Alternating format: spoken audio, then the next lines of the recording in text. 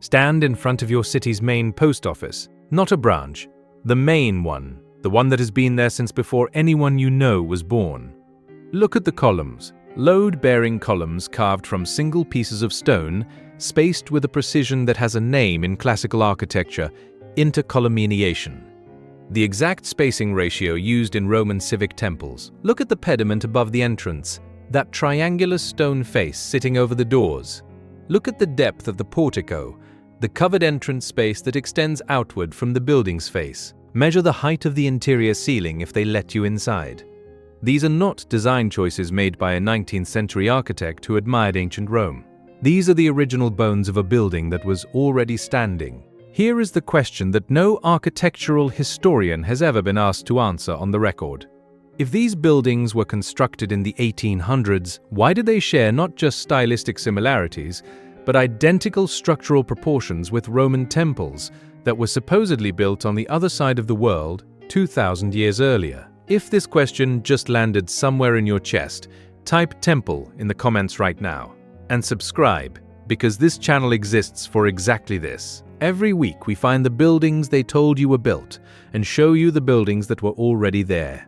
The official explanation for why so many central post offices, customs houses, and federal courthouses built between 1830 and 1910 share classical Roman architectural features is called Neoclassicism. It is a well-documented movement.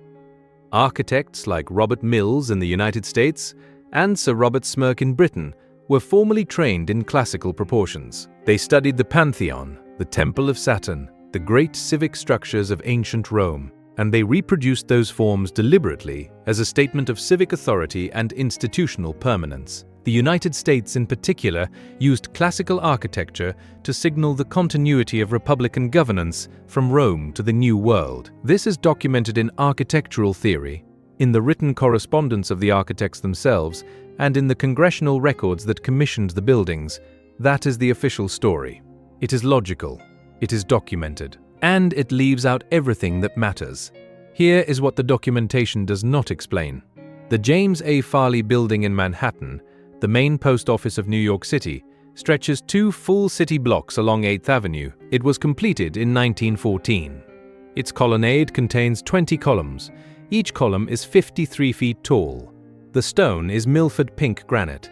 Now here is what the official story needs you to accept, that in 1914, with the technology of 1914, workers quarried individual granite columns of that dimension, transported them through a city that was still partially horse-drawn, and erected them with a precision of alignment that modern laser measurement confirms sits within a fraction of an inch across the full length of the facade. The Roman postal road network, the Cursus Publicus, the ancient system for moving messages and materials across the empire, used fixed station nodes spaced at intervals across major routes. These nodes required permanent, substantial, identifiable structures. Structures that travelers and officials could locate from a distance. Structures built to last. The Farley Building sits on a site that was already documented as a civic structure location before the 1800s. The documentation is in the Commissioner's Plan of 1811, which surveyed existing structures before Manhattan's street grid was laid. What was on that site before the plan was drawn has never been fully excavated or disclosed. Now move the map. Cross the Atlantic. The General Post Office on St. Martin's le Grand in London, designed by Sir Robert Smirke and completed in 1829, was demolished in 1812. That date is not a typo. The official record shows the building completed in 1829, and the original structure on that site demolished 17 years earlier to make way for it. Smirke's building replaced something. The records describing what was demolished are sparse to the point of absence. What the records do contain is a survey note from the City of London Corporation dated 1808, 4 years before the demolition, describing the existing structure as containing vaulted stone subterranean chambers of unknown origin and considerable age. Vaulted subterranean chambers under what would become London's central post office. You already know what vaulted subterranean stone chambers under a large public building on a Roman road network node are called. 3 data points: New York, London. And now consider Washington. The old post office building on Pennsylvania Avenue, completed in 1899, was almost demolished 3 separate times in the 20th century. Each time the demolition was approved, it was stopped by intervention. The official reason given each time was historical preservation. But the building that was preserved sits on a specific coordinate. Pennsylvania Avenue runs on a diagonal axis in a city laid out on a cardinal grid. That diagonal is not random. It follows the line of an older road.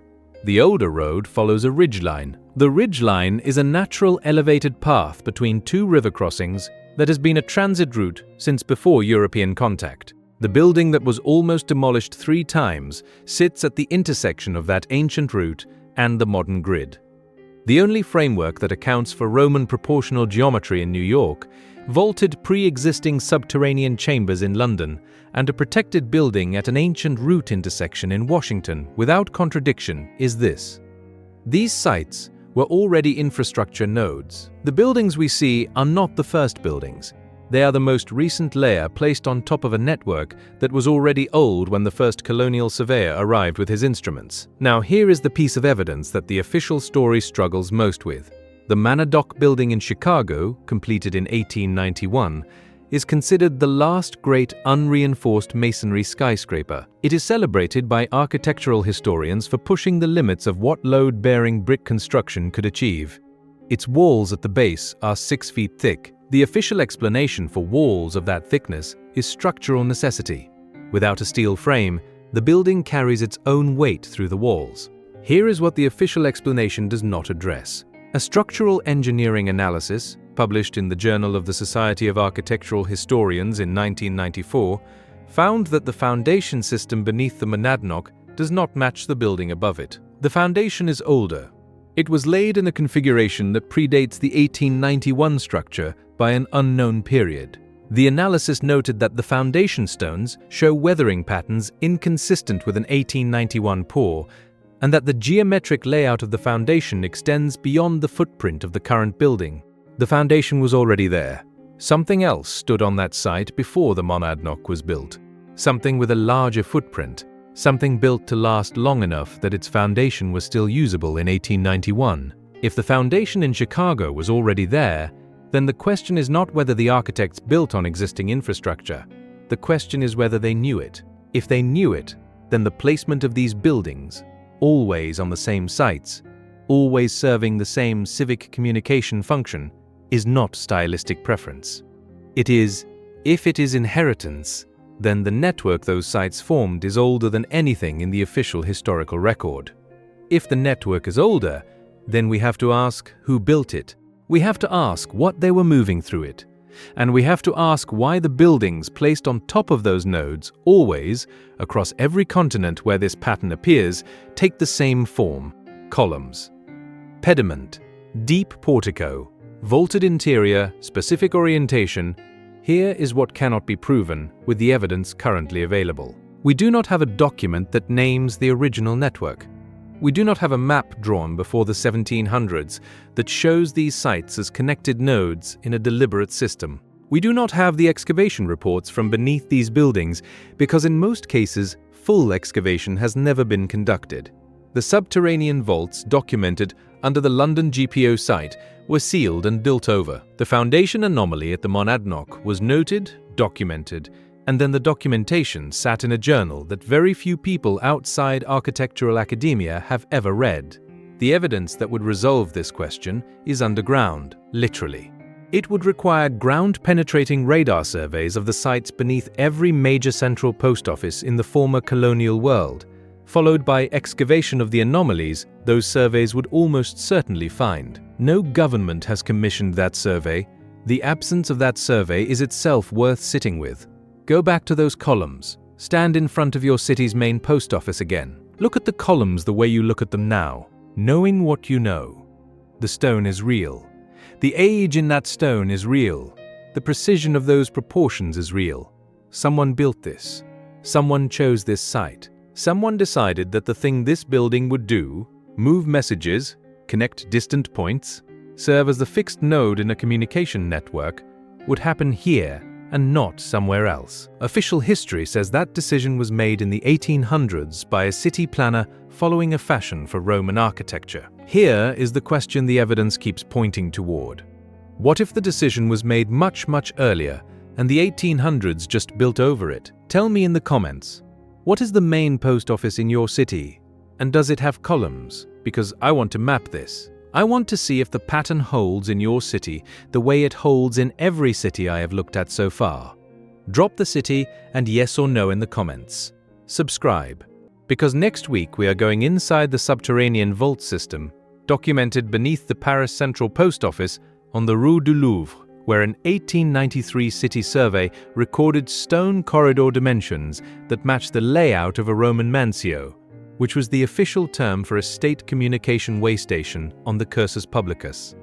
Almost exactly. The network goes underground, and we are going to follow it.